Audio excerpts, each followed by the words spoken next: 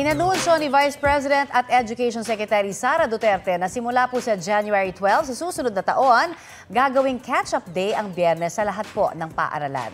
Para raw yan makahabol sa reading and comprehension skills sa mga estudyante. Kaya naman, tinanong po namin ang netizens kung ano sabi nila dyan. Sangayon po dyan si Christopher Espinosa.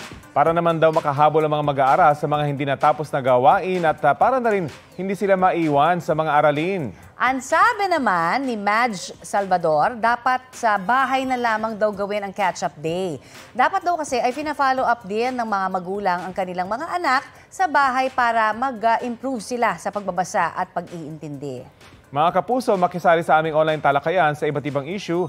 Kung may nais din kayong maibalita sa inyong lugar, mag-PM sa Facebook page ng Balitang Hali. Kapuso, alamin ang maiinit na balita. Bisitahin at mag-subscribe sa GMA Integrated News sa YouTube. Sa mga kapuso abroad, samahan nyo kami sa GMA Pinoy TV at sa www.gmanews.tv.